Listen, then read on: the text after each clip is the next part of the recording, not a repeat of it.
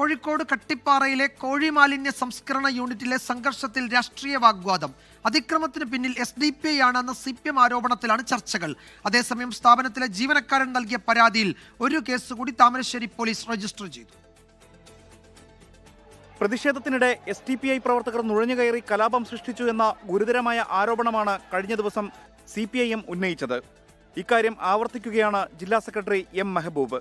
വളരെ വ്യക്തമാണ് SDPIയുടെ ഇത്തരത്തിലുള്ള പ്രവർത്തനത്തിന് നേതൃത്വം കൊടുക്കുന്ന ഒരു കൂട്ടം ക്രിമിനൽ സ്വഭാവമുള്ള ആളുകളാണ് ഈ പ്രവൃത്തി നടത്തിയിട്ടുള്ളത്. എന്നാൽ സമരസമിതി ഈ ആരോപണം പൂർണ്ണമായി തള്ളുന്നു. പല സാമൂഹ്യ വിരുദ്ധർ വന്നിട്ടുണ്ടാവാം, അവരായിരിക്കും നശിപ്പിച്ചിട്ടുണ്ടെങ്കിൽ. ഞങ്ങളെ സംബന്ധിച്ചിടത്തോളം ഫ്രഷ് കട്ട് മുതലാളിമാരുടെ ഗുണ്ടകൾ അതിനുള്ളിൽ അവർ വളർത്തുന്നവരാണ്.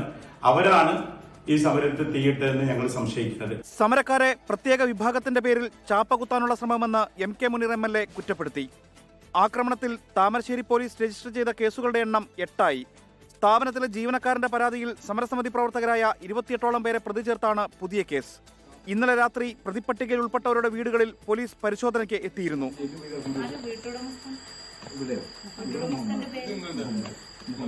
24 കോഴിക്കോട്. ലോകത്തെവിടെയായാലും ഏത് സമയത്തും 24 വാർത്തകളും ഓഗ്മെന്റഡ് റിയാലിറ്റി പാക്കേജുകളും എക്സ്പ്ലെയിനറുകളും വിശദമായി കാണാൻ ഞങ്ങളുടെ YouTube ചാനൽ നിങ്ങൾക്ക് സബ്സ്ക്രൈബ് ചെയ്യാം.